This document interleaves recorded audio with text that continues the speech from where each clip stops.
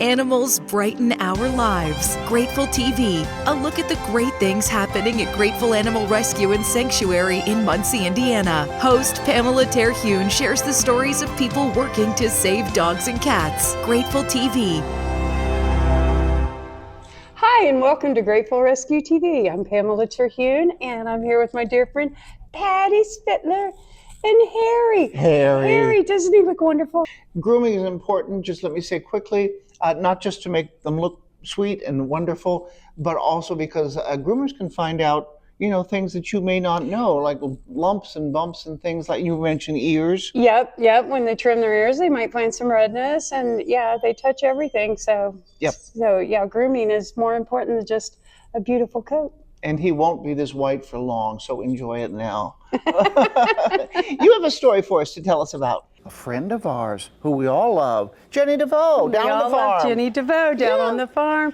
She joined Teresa Mumford, a friend of ours and a lifelong friend of hers, and they shared stories about goat rescue. And we took a nice long walk with the goats. Got goat? And I'm here with one of my best friends, Teresa Mumford, who is also an animal person. That's what we call people who just love animals.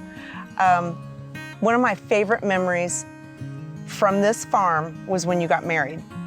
And after the wedding, we're here for the reception, and what was so hilarious was there was a goat running around with a bucket or watering can stuck on its head. And it was like, it wouldn't have been your wedding had that not happened. So tell me about that day and how you remember that too. Our other best friend, Kim, was chasing this goat around, trying to get that bucket off. Yeah, and I guess that was the start of our whole goat life here at the farm. But yeah, our reception was here, big country wedding, and we were coming from the church on horse and buggy, and our friend was chasing around this little pygmy goat trying to get the water can, because they always escape, and she got into the garden and got the watering can stuck on her head. I can tell you that when I wake up in the morning, if there's an animal that needs to be rescued, is Teresa sending me a message. So tell me a little bit about where your love of animals began and what it's doing right now in your life. Yeah, so I guess that started many years ago when I was young.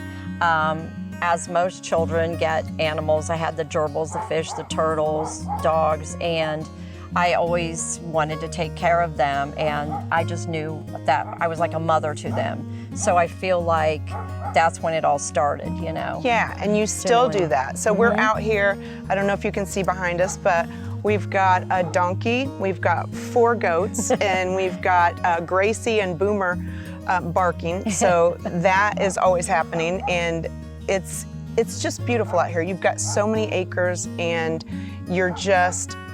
these aren't animals that you bought to decorate your farm with. These are animals that you rescued.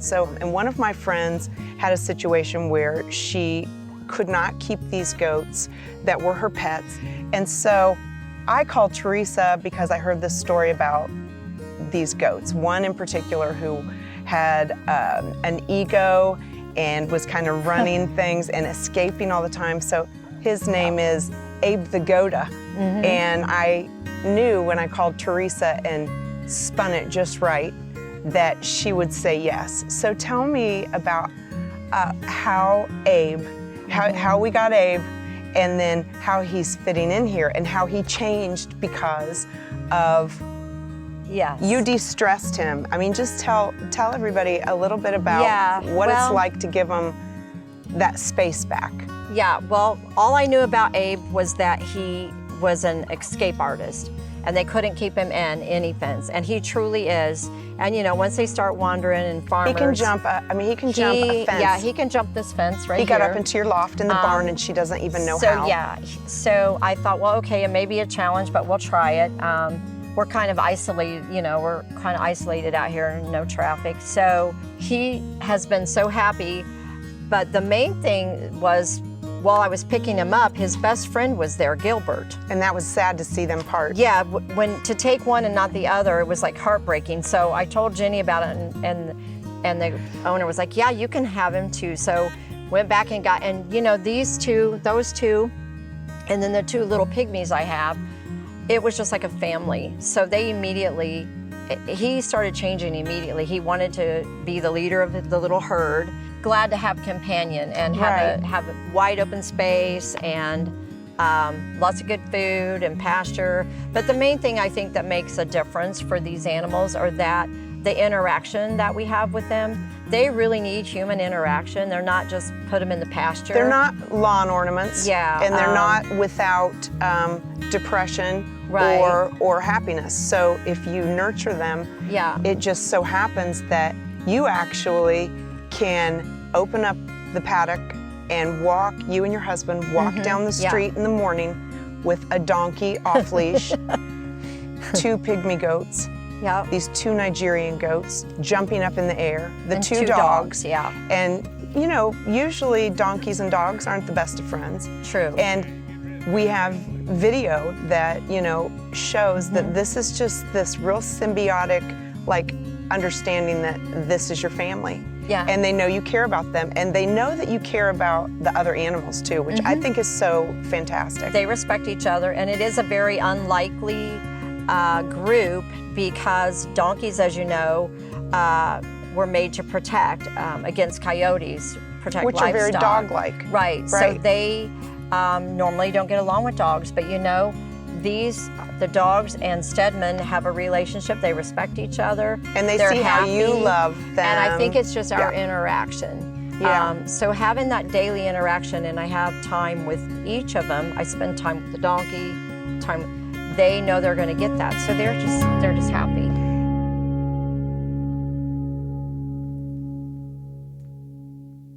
This is Tucker. When he came, Pam had named him Ringo. We had got him from a puppy mill, and he was the last one left, and he was actually close to not surviving because he had what they thought was ringworm. He had like no hair around his eyes or his snout, and he was about 8 weeks old, very lethargic, and like I said, they were treating him for ringworm with their own concoction. And so they called me and asked if I would be willing to try and take him. And I said yes. So I went up to Fern and picked him up and took him to the vet and did not have ringworm. He had kind of a bacterial skin infection. And so we treated him, and I told Pam I'd foster him, and I became a foster fail. So he's now about a year and a half. He'll be 2 in May, and the vet said that he probably will not get all of his hair back, but he would have scarring, which you can see he does have some scarring, but he is turned out to be a beautiful dog, a happy dog. You help save animals from puppy mills. Tell us briefly about that. Yes, I've got in good connections with them. You know, I don't like what they do, but I keep friendly terms with them so that they'll call me when they're done with the dogs, or if they have puppies that they can't sell, then they'll call me and I'll go up and get them. I know one time, I was with a couple women, and we went up there one time to get a couple dogs. We came back with 11, and that's when Pam took those. That's just, it's a sad situation, and if I didn't get them, a lot of times they just kill them. Treated him back to health, and so now he's ours. Anytime that I have a puppy mill call me and ask me if they would take a dog, young, old, sick, Grateful Rescue's always ready to take them and help them any way they can. And I think that's amazing that, every dollar that is donated to Grateful Rescue goes to a wonderful cause.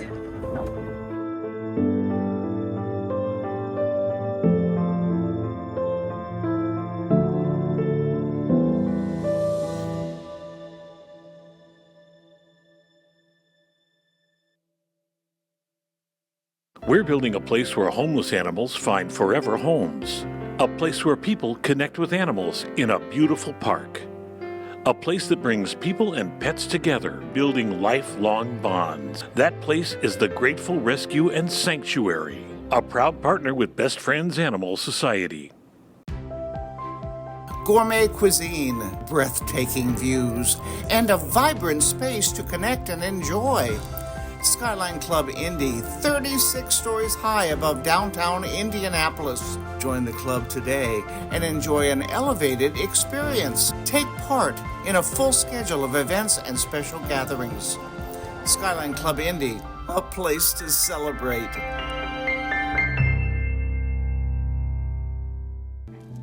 You've said, you know, it's after a really hard day, you come here and you can diffuse, and it gives something to you when you give to your animals. And you live in harmony out here. So tell me a little bit about how you remain an animal person and how this is paradise. And then how you can kind of encourage others and inspire others. They don't need to start collecting animals, because that's not really what you do. It wasn't my aim to collect animals. For me, the animals were in need, and they're therapy for me. You're right, I have a hard day and I come home, and it is so calming to be with them in the barn. And it's a win-win situation because they need my interaction and I need theirs. So it's the energy, you know, it's sharing that good energy. It's a symbiotic, yeah, it's a give and take. It's like It you feels give to so them good. and they, and I love it. And you can, Yeah. you recognize that. And it's the same with dogs. And Pam knows because she is always rescuing dogs and cats, and there's something that they realize about people who do reach out and help them and rescue them. It's like they never forget it, and they know when they're in a situation where they're relieved, at least, to leave another situation. So you help give them pride and respect back. Tell me a little bit about, I know one of the things you always wanted to do was get involved in a real rescue. So we know about Best Friends out in Utah. Yes. But tell me how happy you were when you finally met Pam Terhune and got to be part of Grateful Rescue. Yes, well, you're right. I've always known and supported Best Friends, and I read an article about the Grateful Rescue being built in Muncie, and I thought, oh my gosh, this is a dream come true. That was the first thing that You're like, this I was is me. elated, yeah, because I always knew that I would end up being in a rescue role somewhere, and so I contacted Pam, and you know, she was like, oh yeah, come be in our parade and the homecoming parade, and that's when it started. And then I said, I'll do anything. I'll do landscaping, I'll do the horse barn, whatever you need. And I just wanted to be involved because I'm just so passionate about animal rescue, and I just wanted a role. And so she's put me in that role, and I'm just so happy and excited about things to come and breaking ground. Well, you're very inspiring, and you're actually, you're like one of the founding board members. So I know you're really immersed in Grateful Rescue, and not that Grateful Rescue does farm animal stuff, but this is you. So tell people how they can also find you if they have questions on, hey, let's say they just want to help somebody else, Right. you know, place or rehome an animal. I'm on Facebook. Could maybe look under the Grateful Rescue site as well. But yeah, it is a commitment when you take these animals on. That's what I will say. But it's such a joy. And the people that you meet in rescue, there are other networks. There are people that specialize in cats or birds, and Grateful works with a lot of other Yeah. networks too. I mean, it's almost like it's like this big web of Right. people who just want to help. You hear a Right. story, you want to help. So if I can't personally take it, or we can't, there's somebody that can. Yeah. And so we work together. So it's just great having that network. Yep. So I think we can sum up our love of animals as we are animal people, and there is a core belief that we have that all animals deserve respect and love and joy and happiness. And, you know, if you're born, you deserve to have a little joy in life. So I want you to know that you're very appreciated, and Pam is Thank very you. appreciated. Grateful Rescue is very appreciated. And we just want to keep encouraging people to be inspired, to not turn the other way, to be involved in anything. If it comes across your eye line, maybe you're supposed to help. And we love that. So keep inspiring and keep rescuing. Thank you. What are you going to do now? I think I'm going to go muck the barn. Would you like to help? I got to go home now. All right. See ya. Bye. Thanks.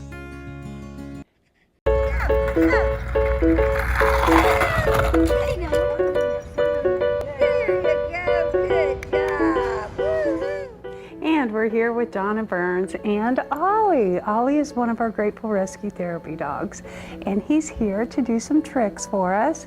But first, Donna, tell me how you got Ollie started in the trick. I have had Ollie since he's 16 weeks old as a puppy. So the first thing I did was to teach him sit, like the first day. Of course, he didn't know how to stay that day, but just the general idea of sitting and staying. And after about 6 months, when he was pretty good with the sitting and laying down stuff, I just picked up a book and read about tricks. He could already do like a wave and a high five and stuff, but I wanted to add more tricks to his, and we just started adding. So sometimes he gives me a behavior, like with the hoop when he jumps it, I laid it down and he went over and he picked it up and he started spinning circles. So that was a free trick. So sometimes he makes up his own tricks. He makes up his own tricks, and sometimes he makes up his own rules. Well, I think that's a trait of the Schnauzer, isn't it? It is. They can be very sassy. Oh gosh. Ollie, what tricks do you have for us today? All right, buddy, come here. Let's start. Let's get you warmed up. Come here. All right, ready? Okay, sit down. Let's wave hi to everybody. Can you wave hi? Sit down. Wave hi. Yes, good job. Shake. Good job. How about high five? Good job. Would you like to pick a treat? Oh, that's a very good job. Of course you're gonna get that one, right? Sit down and sit pretty. Hold it. Oh. Good job. Stand tall. Walk. Okay, stand tall. Walk, walk, walk. Yes, now come here. Down, down, down. And roll over, and down. Stick them up. Bang, bang, play that. Bang, bang, bang, bang, bang, bang, bang. Hold it and straighten. Roll it, roll it, roll it, roll it. Okay, can you nudge the ball to Pam? Head nudge. Oh, Yay! Good job. Thank you. Good Good boy. Okay. Yes. All right, come here. Come here. No, come back here. Stop. Come back over here. Come here. Don't wander off. Come here. Come here. Stay. Ready? All right, let's try it. 1, 2, 3. Big jump. Go, go. You got it. Go. Yes. All right. Pick up and go 99 all the way over. Oh, I love it. Head down, and cover. Cover, good, cover. All right, can you unrow? Unrow. Go, go, go, go, go, go. Very good. Very good. Yes, up in, dunk it, dunk it. Yay! Very impressive tricks, Ollie. Good job. So Ollie is also one of our Wag the Dog Readers dogs, and you're the head of our program. And let's talk about that for a minute. Okay.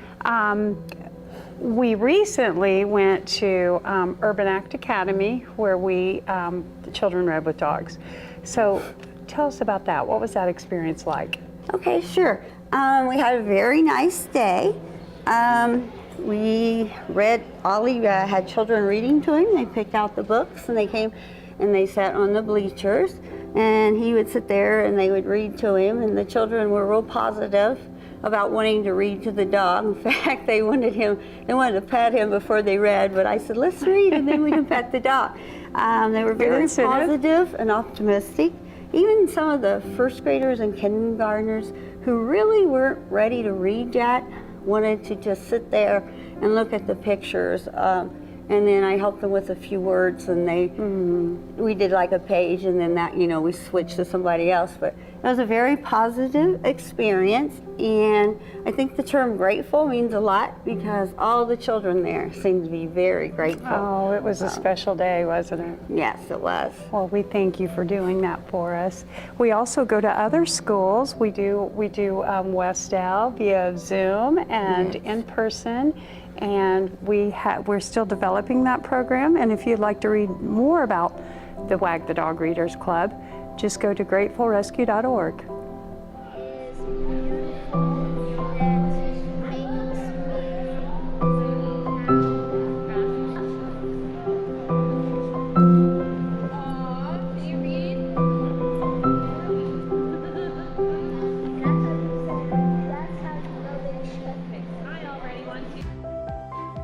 Gourmet cuisine, breathtaking views, and a vibrant space to connect and enjoy.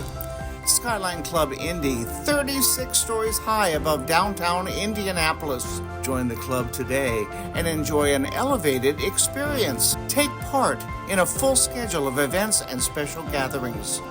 Skyline Club Indy, a place to celebrate. Let's let Sam know about something even more urgent than his morning coffee. Hey Sam, did you know it's kitten season?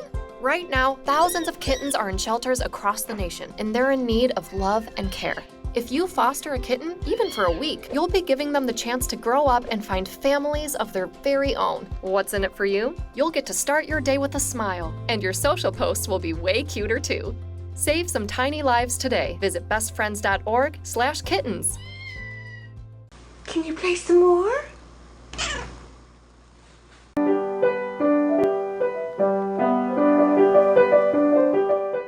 Her name is Nora, the piano-playing cat, and we've loved her performances for years. Nora sadly passed away in February 2024 at the age of 19. But plans to keep her musical legacy alive are in place with an animated series. Joining me today, Nora's mom, Betsy Alexander, and would love to hear a little bit about Nora's life, not just as the piano cat, but as this beloved pet in your family, and how that began. And you go into the PetSmart or the Petco's or wherever, and they always have like the shelter cats. And we went into a PetSmart in Cherry Hill, and there was a litter of kittens. There had been a litter of kittens, and there was this little gray, oh my God, I feel emotional. There was this little gray kitten, and I picked her up and I held her like this, and she played with my braid, and I felt this compulsion. And I tell people, I feel Nora adopted me. I have always felt this intense connection with her. She was very headstrong. Betsy taught piano lessons from her home and noticed that Nora was obsessed with the piano music. And she hung out with me while I was teaching all the time. The other cats would be upstairs sleeping while the students were there. She was in their bags, on the piano, dancing around, trying to get to them. She was very there.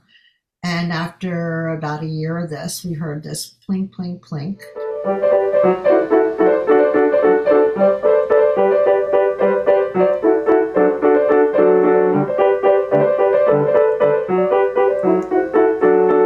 And she never stopped. She played with the students when I taught them. They were tickled. When was it that you decided, or how did it come about that first video of Nora hit YouTube? Brunel figured out YouTube, and he put it on YouTube, and then we let our friends and family know that they could watch Nora play the piano now. And then the first day it was up, there were 100 people or something looking at it. And honestly, I said to Brunel, who are these people? What are they doing looking at my video? I really didn't even understand that other people besides friends and family could look at it. So, and then it just went, it just went through the roof. I'm Nora the piano cat.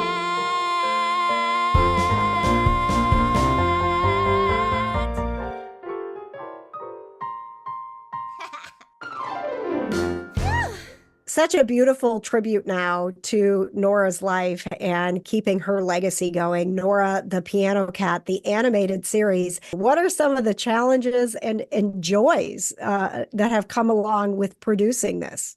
Yeah, how do we translate that into an animated character that not just plays the piano, but talks and sings and dances? And a cat that goes up and plays the piano, that's a unique and significant thing, of course. We're so excited by that.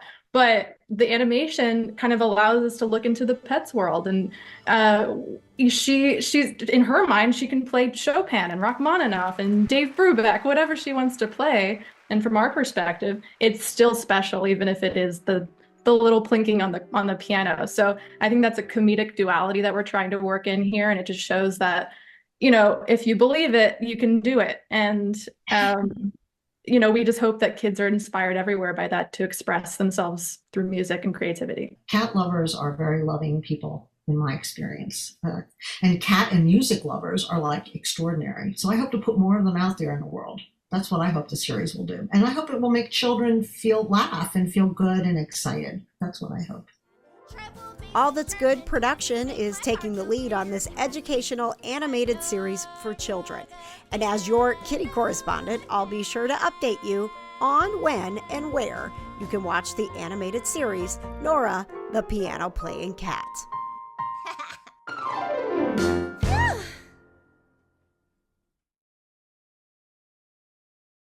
We hope you enjoyed joining us here on Grateful Rescue TV. And Pamela Terhune, the show owner, the owner of the Rescue and Sanctuary, is here with a very special guy.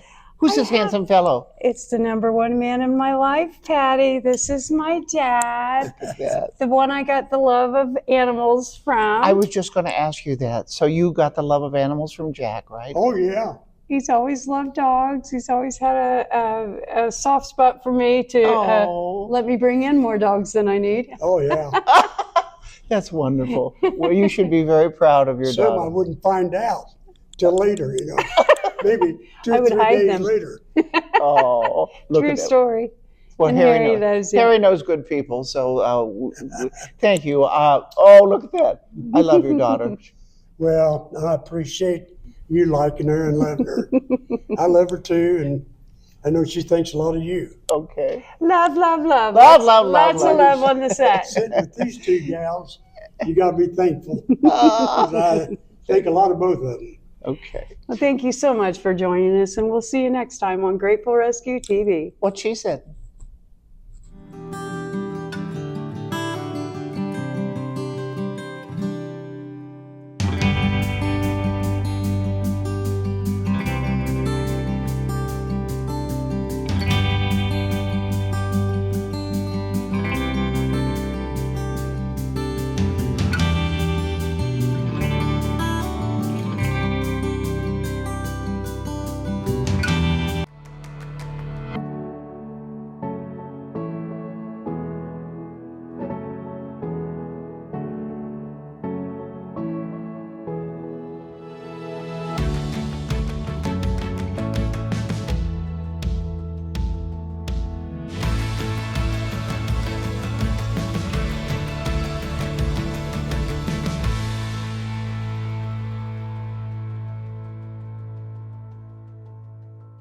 Animals brighten our lives. Join us each week for Grateful TV, a look at the great things happening at Grateful Animal Rescue and Sanctuary in Muncie, Indiana. Host Pamela Terhune shares the stories of people working to save dogs and cats. Saturdays on TV 40 and GratefulTV.com.